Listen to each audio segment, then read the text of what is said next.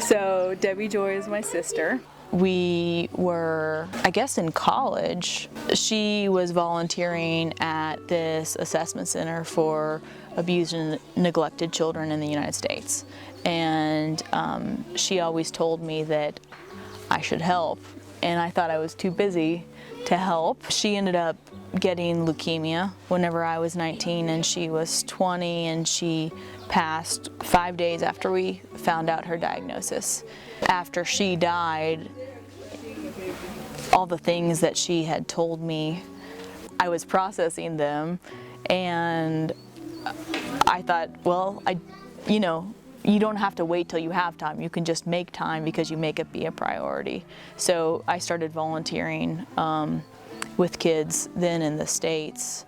Originally, actually, when we came, we just came on a missions trip, kind of a one-time, couple-week thing, and we visited places, but being an engineer, I questioned the value of my presence because I'm like, do you really need me here to hand out this candy to these children? So I asked the person who was hosting us, and he runs a church planting school and has been here a long time, if there was anything that we could do during our visit here that would be more valuable than sending him the money for the plane ticket and not coming. And so he suggested HIV/AIDS education. So at the time, I was in my early 20s, and I ended up coming back the following year with a few other people around my age, and we started these education programs in high schools. And whenever we started the school here, our original partners said, let's name it after her, because we know that she's like close to the heart of our family.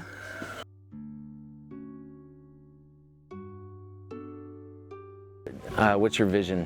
Where would you love to see this? So right now we're kindergarten through 7th grade, and the 7th graders that are in our school have been with our school for years. So a lot of them, I know their families since they were young, and we would like to continue to increase 1 grade per year so that we see those 7th graders get through 12th grade. In terms of expansion, I think that's what we're hoping for. We also have an emphasis, and we want to increase our emphasis on literacy and math and just fundamental learning, and making sure that not only they're coming to school, but they're prepared with those basic skills. And so you said there's 250. Is there a demand for more? Could you take more? Yes.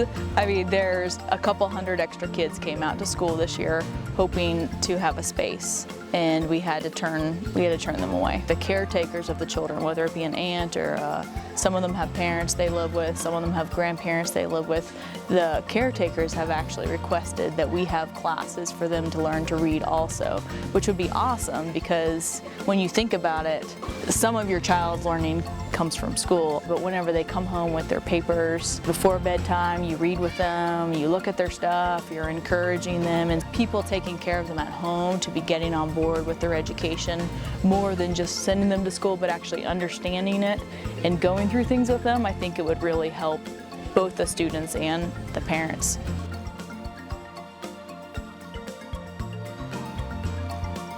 You can also sponsor a child's education. It's ridiculously cheap. It basically costs $50 a month for education for these kids. That's really cheap.